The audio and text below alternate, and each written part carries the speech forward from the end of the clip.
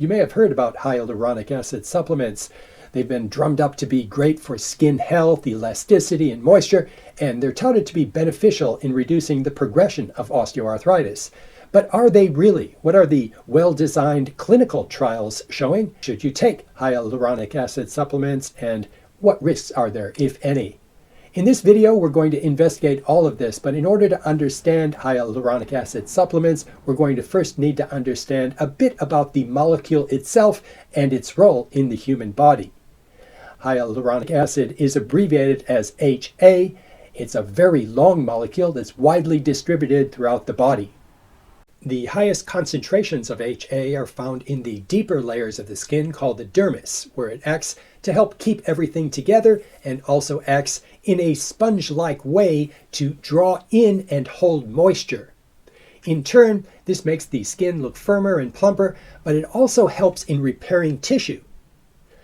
It's also found in articular cartilage, where it again imbibes water and also has a lubricating role. Interestingly, studies have found that the average 75-year-old only has about 1/4 of the amount of HA in comparison to younger adults. And so the hypothesis was developed that HA supplementation would have an anti-aging effect. With respect to hyaluronic acid and osteoarthritis, both intra-articular and oral supplementations have been shown to allow for better movement and flexibility and decreasing inflammation and pain, especially in the early stages of osteoarthritis. It's also thought to slow down the progression of cartilage degradation in osteoarthritis, and supplementation with HA seems to extend the benefits of hyaluronic acid injection treatments. With respect to skin health, HA is commonly used topically by dermal injections and also as oral supplements, so I'll say a quick word about each of those. From my research, the human trials on HA topical preparations do not at this time support their use as anti-aging, anti-wrinkle treatments, despite all of the claims that the cosmetic industry has made and continues to make. None of the preparations available at this time seem to be able to get into the deeper layers of the skin called the dermis. With respect to facial injections of hyaluronic acid, the HA used is bioengineered to make sure that it provides consistent, long-lasting effects as a facial and lip filler. But those are pretty different because they are bioengineered, and as such, we're going to put those aside for now. And finally, with respect to HA supplementation and anti-aging effects, there have been at least 5 well-designed clinical trials that have found significant reductions in skin wrinkles. Importantly, these were double-blind placebo-controlled trials, which are the gold standard for determining whether something is effective, and they used objective analyses using 3-dimensional skin analyzing software rather than, for instance, the participants reporting their own observations. Now, those studies have found decreases in wrinkles after 8 weeks and 12 weeks of HA supplementation when compared to the group taking placebo.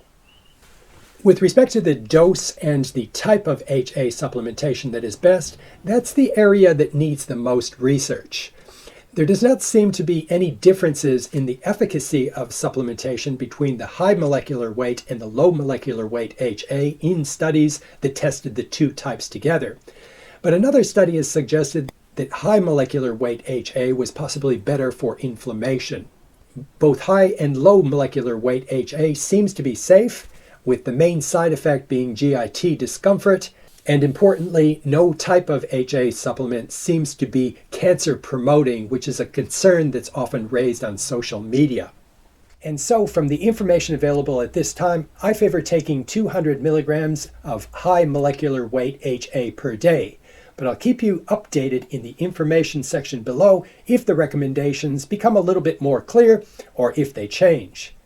I wouldn't recommend HA supplementation to pregnant women due to the lack of research, and I don't think that young people under the age of about 30 would get very much benefit from HA supplementation. the significant effects in clinical trials were found in 8 weeks of supplementation. The evidence seems strong enough that you should be able to see benefits within just 23 days.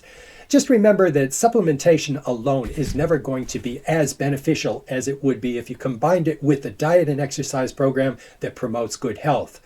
I try to use supplementation as kind of a motivation to stick to my diet and exercise plan. So every time I'm taking a supplement, I'm actually thinking, okay, what else am I going to be doing today to help myself? See if that works for you and post your results in the comments below. The videos in this channel are aimed at directly improving your health in 23 days and helping you develop healthy habits that you can embrace for much longer. I'll see you in the next one.